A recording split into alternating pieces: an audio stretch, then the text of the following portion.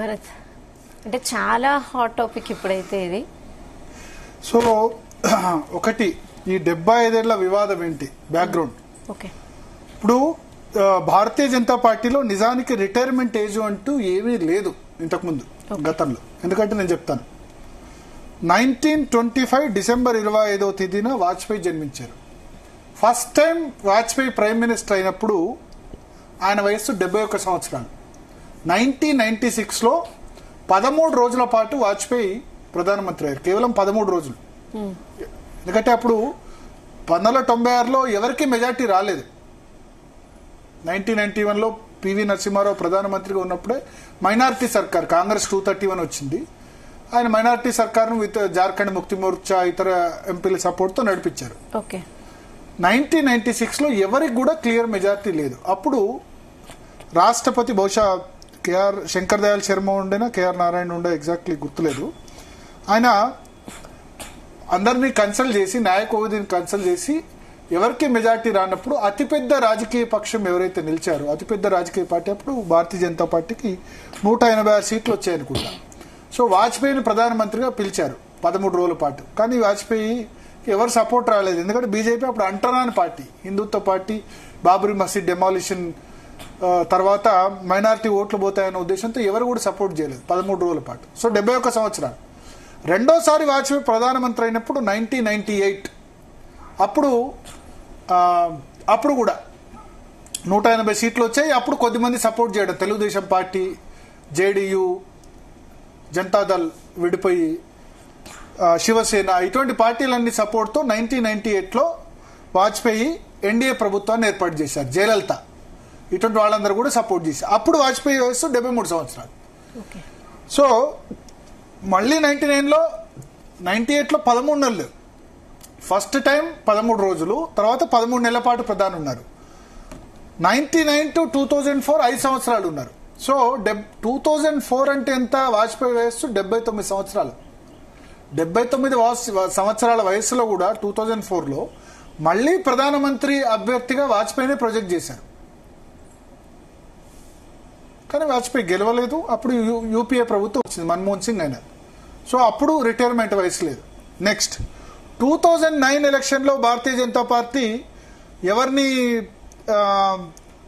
ప్రధానమంత్రి అభ్యర్థిగా ప్రపోజ్ చేసింది? అద్వానీని. ఎందుకంటే వాజ్పేయి 2006 నుంచే తీవ్ర అనారోగ్యం పాలయ్యారు. అప్పుడు అద్వానీ వయసు ఎంత? 1927 నవంబర్ 8న అద్వానీ పుట్టారు. అంటే ఎంత? 82 సంవత్సరాలు. ఇప్పుడు అద్వానీ వయసు 98 సంవత్సరాలు. ఓకే. సో అద్వానీ వయసు అప్పుడు ప్రధానమంత్రి అభ్యర్థిగా 2009లో ప్రొజెక్ట్ చేసినప్పుడు కూడా 82 సంవత్సరాలు. కానీ అంటే బీజేపీలో అప్పటి వరకు కూడా రిటైర్మెంట్ ఏజ్ అంటూ ఏది లేదని నేను ఎగ్జాంపుల్ చెప్తున్నాను. వాజ్పేయికి అప్పుడు లేకుండా అద్వానీ జమాన్ లేదు. కానీ 2014లో ఎప్పుడైతే నరేంద్ర మోడీకి 281 సీట్లు సొంతంగా వచ్చాయో, ఆయన అప్పుడు అద్వానీ మీకు అహ్మదాబాద్ నుంచి ఎంపీగా గెలిచారు. సో అద్వానీ వయసు ఎంత అప్పుడు? 87 ఇయర్స్. 1927లో పుట్టిన సంవత్సరం అంటే 87 సంవత్సరాలు. మురళీ మనోహర్ జోషి ఆయన ఎలక్షన్ మధ్యలోనే పూర్తి మెజార్టీ మాకు రాదేమో, నరేంద్ర మోడీకి పాపులారిటీ ఉందంటే నేను ఒప్పుకోనని కామెంట్ చేశారు. ఆయన అలహాబాద్ నుంచి గెలిచారు. సో వీళ్ళిద్దరిని నరేంద్ర మోడీ మంత్రివర్గంలో అన్నా తీసుకోవాలి. వాజ్పేయి సమయంలో ఉప ప్రధాని చేశారు అద్వానీ. లేదా మంత్రివర్గంలో తీసుకోకుండా పార్టీలో అత్యున్నత నిర్ణాయక మండలి పార్లమెంటరీ బోర్డు అధ్యక్షుడేమో అప్పుడు రాజ్నాథ్ సింగ్. సో పార్లమెంటరీ బోర్డులో వాళ్ళిద్దరున్న ఇబ్బందే. ఎందుకంటే వాళ్ళు అద్వానీ నరేంద్ర మోడీని ప్రధానమంత్రి అభ్యర్థి ప్రకటిస్తే రాజీనామా చేశారు పార్టీకి. ఇప్పుడు మన రాజాసింగ్ రాజీనామా చేశారు అంటున్నారు కదా. రాజాసింగ్దే ఇండిసిప్లిన్ అవుతే అద్వానీ లాంటి వ్యక్తి, ఉప ప్రధాని చేసిన వ్యక్తి నరేంద్ర మోడీని ప్రధాని అభ్యర్థిగా బీజేపీ ప్రకటిస్తే, ప్రధాని అభ్యర్థి కంటే ముందు క్యాంపెయిన్ కమిటీ చీఫ్ అని అనౌన్స్ చేసింది. అంటే ప్రచార విభాగం అని ఇండైరెక్ట్ గా సంఘ్ చెప్పింది మూడోసారి అధికారంలోకి రావడం. అప్పుడు అద్వానీ నొచ్చుకొని రాజీనామా చేశారు. మరి అద్వానీది ఇండిసిప్లిన్ కదా. ఇప్పుడు రాజాసింగ్ దాని గురించి చెప్తున్నారు కదా. సో అద్వానీ రాజీనామా చేస్తే ఆ తర్వాత బుజ్జగిస్తే ఆయన రాజీనామా విడ్రా చేసుకున్నారు.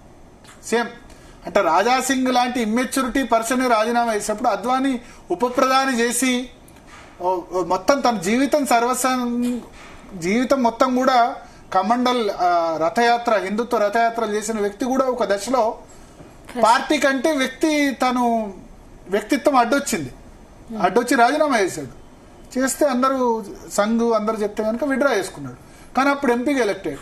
సో అద్వానీని, మురళీ మనోహర్ జోషిని పక్కన పెట్టేందుకు నరేంద్ర మోడీ ఒక నిబంధన తీసుకొచ్చారు. అదేంటంటే 70 సంవత్సరాలు దాటిన వ్యక్తులకి పార్టీలో, ప్రభుత్వంలో ఎటువంటి పదవులు ఉండకూడదు, పార్టీలో ప్రభుత్వంలో రెండిట్లో అని చెప్పి అద్వానీని, మురళీ మనోహర్ జోషిని క్యాబినెట్ లోకి తీసుకోలేదు. సరే, అద్వానీ అంటే క్యాబినెట్ లో, వాజ్పేయి క్యాబినెట్ లో తీసుకున్న వ్యక్తి, ఉప ప్రధాని, నరేంద్ర మోడీ కింద శిష్యుడి కింద పనిచేస్తానని ఒప్పుకోలేదు. మురళీ మనోహర్ జోషిని తీసుకోవచ్చు, కానీ ఆయన కూడా తీసుకోలేదు, క్యాబినెట్ లో తీసుకోలేదు, ప్లస్ పార్లమెంటరీ బోర్డులో కూడా తీసుకోకుండా ఒకటి పెట్టారు, మార్గదర్శక్ మండల్ అని పెట్టారు. అంటే అద్వానీ, మురళీ, ఆ మార్గదర్శక మండలిలో 4 సభ్యులు, అద్వానీ, మురళీ మనోహర్ జోషి, రాజ్నాథ్ సింగ్,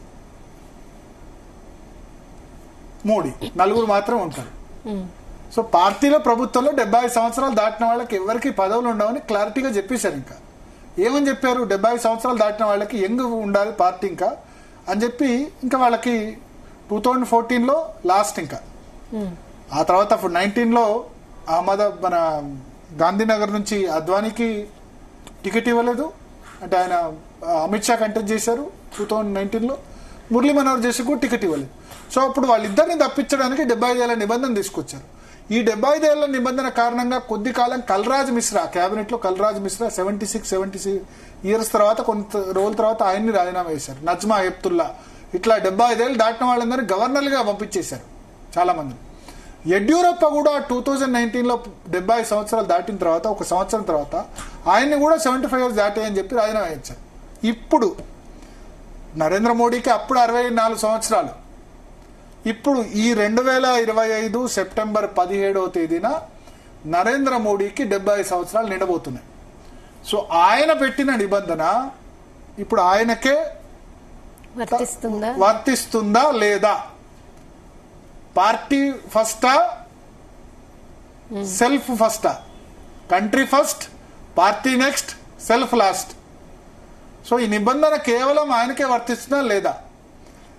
ఇప్పుడు ఆర్ఎస్ఎస్ చీఫ్ పదే ఆయన వ్యక్తులు ఈ 70 సంవత్సరాలు ఎందుకు గుర్తు చేశారంటే, ఆర్ఎస్ఎస్ చీఫ్ మోహన్ భగవత్ భారతీయ జనతా పార్టీ ఫంక్షన్ మీద గత సంవత్సరంన్నర 1.5-2 years గా చాలా తీవ్ర విభేదాలు ఉన్నాయి. ఇది అంగీకరించకపోవచ్చు, సంఘ్ పెద్దలు అంగీకరించకపోవచ్చు, భారతీయ జనతా పార్టీ అంగీకరించకపోవచ్చు. కానీ సంఘ్ భారతీయ జనతా పార్టీ రాజకీయాల్ని దగ్గర నుంచి చూసిన వ్యక్తిగా నాకేమనిపిస్తుందంటే, ఎలక్షన్ టైంలో నడ్డా ఒక స్టేట్మెంట్ ఇచ్చారు. చాలా సంఘ్ కార్యకర్తలు హట్ అయ్యారు. చాలా మంది భారతీయ జనతా పార్టీకి మళ్ళీ సంఘ్ వేరు, సంఘ్లో పనిచేసే వాళ్ళు పూర్తి స్థాయిలో బీజేపీకి పనిచేయరు, కేవలం ఎన్నికల సమయంలో హెల్ప్ మాత్రమే చేస్తుంటారు. నడ్డా ఏం కామెంట్ చేశారంటే, మేము భారతీయ జనతా పార్టీకి సంఘ్ మార్గదర్శకత్వం ఇంకా అవసరం లేదు, మేము పెరిగి పెద్దయ్యాం.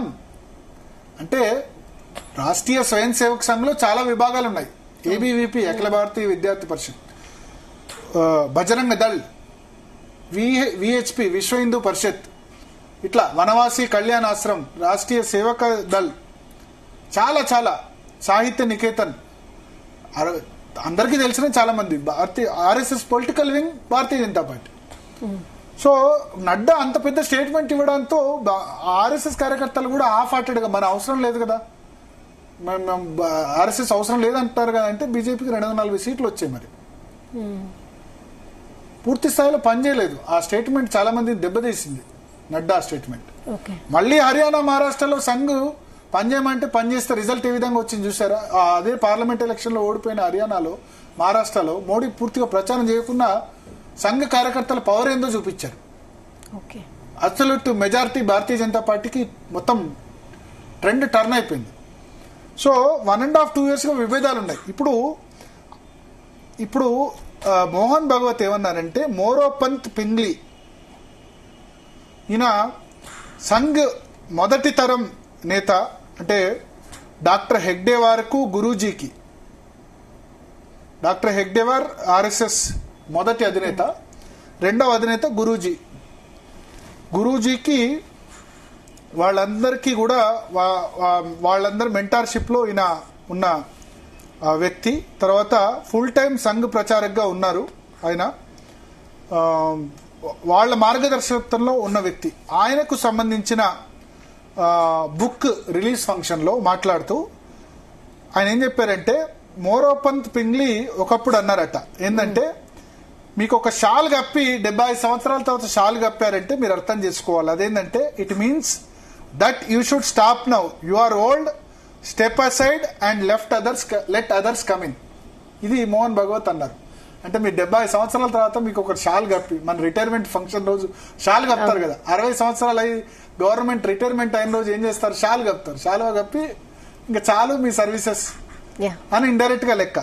సో ఈ మోరోపంత్ పింగ్లీ ఫంక్షన్ లో సేమ్ ఇదే మాట మాట్లాడారు. 75 సంవత్సరాలు నిండిన తర్వాత మీరు you should stop now and make way for others అని ఆ సందర్భంలో ఈయన మాట్లాడుతూ అన్నారు. సో ఇప్పుడు 75 సంవత్సరాలు ఎవరికి నిండుతున్నాయి?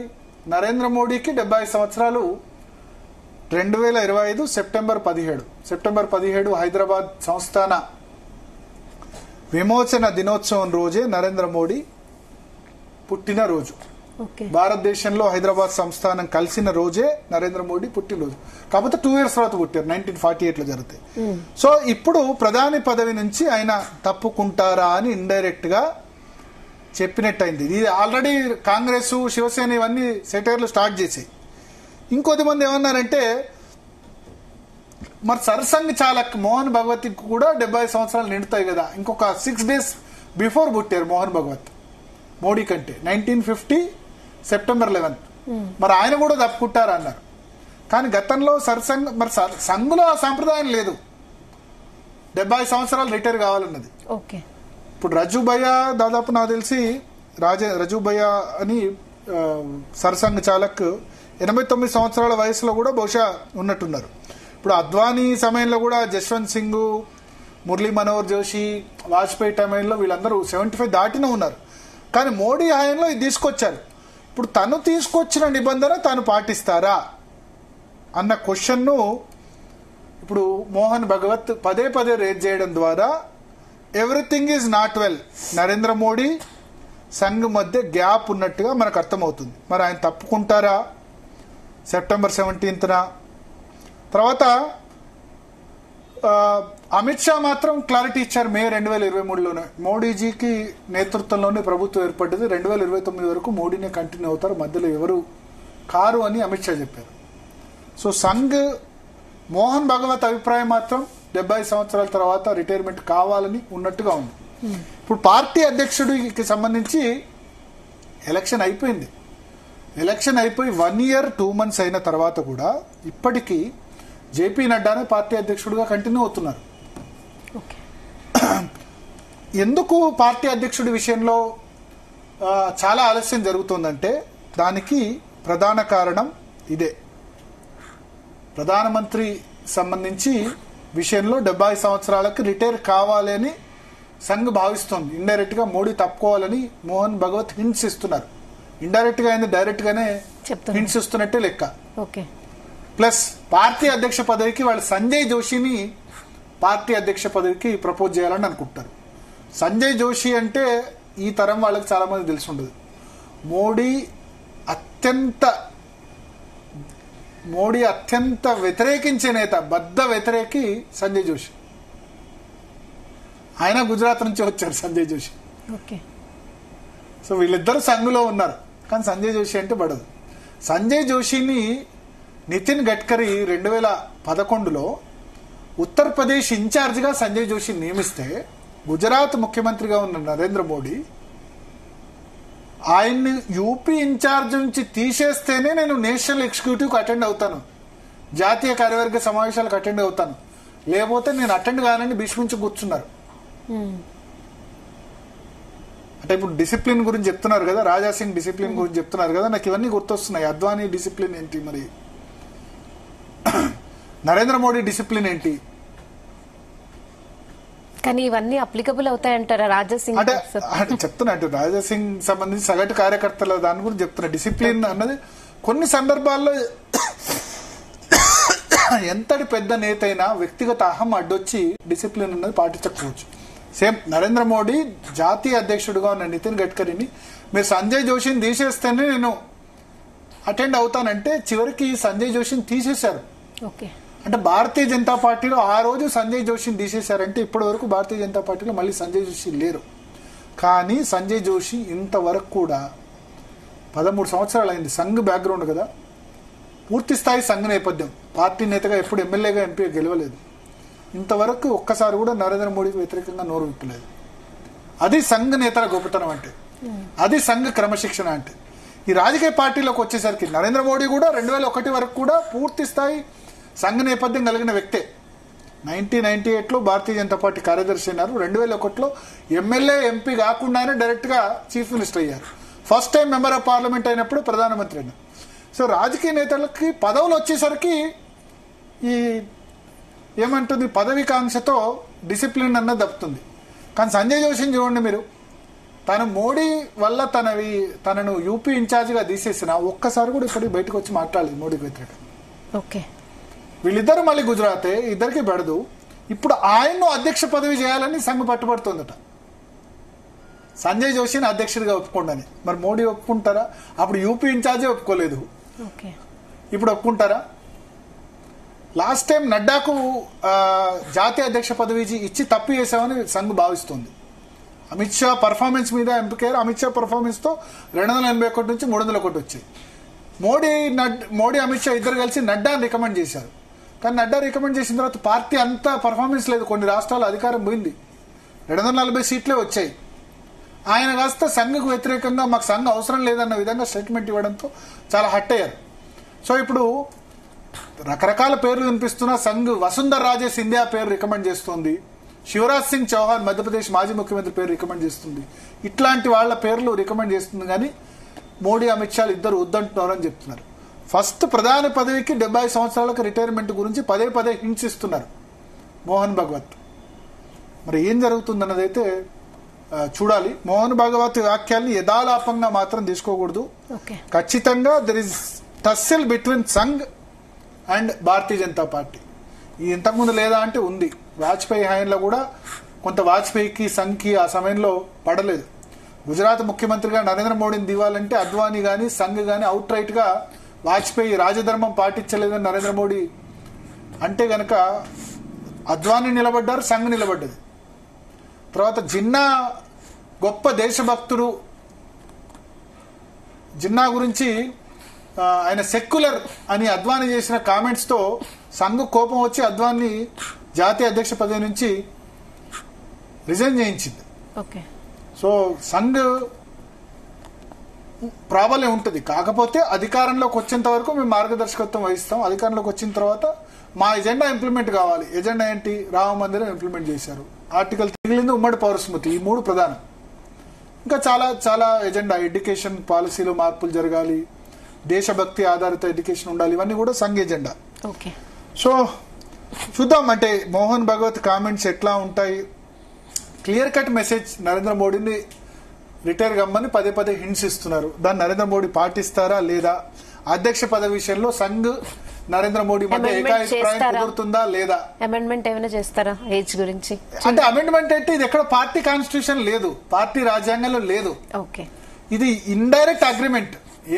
ఎందుకు మీరు అద్వానీకి మురళీ మనోహర్ జోషికి ఇవ్వలేదంటే పార్టీ రాజ్యాంగంలో ఒకటే ఉంది, ఒక వ్యక్తి అధ్యక్ష పదవి 2 సార్లు కంటిన్యూస్ గా చేపట్టొచ్చు, 3సారి చేపట్టొద్దు. తర్వాత ఒక వ్యక్తికి ఒకే పదవి, అంటే ఒకే వ్యక్తి ప్రధాని పదవి, ఒకే వ్యక్తి పార్టీ అధ్యక్ష పదవి చేపట్టరాదు. ఇప్పుడు అంతకుముందు ఇందిరాగాంధీ ప్రధానమంత్రి, ఇందిరాగాంధీ పార్టీ అధ్యక్షురాలు, పివి నరసింహారావు ప్రధానమంత్రి, పివి నరసింహారావు పార్టీ అధ్యక్షుడు. కాంగ్రెస్ పార్టీలో ఇట్లా ఉంటుంది. సోనియా గాంధీ వచ్చిన తర్వాత ఆమె ప్రధానమంత్రి తీసుకోలేదు కాబట్టి parliamentary party leader Manmohan Singh అయితే అధ్యక్షుడు ఆమె అయినారు. సో భారతీయ జనతా పార్టీలో అట్లా ఉండడం లేదు, ఒక వ్యక్తికి ఒకే పదవి. ఇది మాత్రం పార్టీ కాన్స్టిట్యూషన్ లో ఉంది. కానీ కొన్ని ఎక్సెప్షన్స్ ఉన్నాయి. ఇప్పుడు పార్టీ అధ్యక్షుడు కిషన్ రెడ్డి టెంపరరీ అధ్యక్షుడు మాత్రమే మొన్నటి వరకు, ఎందుకంటే కేంద్ర మంత్రి అధ్యక్షుడు 2 ఉండరాదు. సో అట్లా చూద్దాం. ఈ 70 సంవత్సరాల తర్వాత మోడీ రిటైర్ అవుతారా లేదా? ఈ పార్టీ అధ్యక్ష పదవి విషయంలో బహుశా ఆగస్టు 21 తర్వాత ఉండొచ్చు. దానిలో ఏకాభిప్రాయం కూరుతుందా చూద్దాం.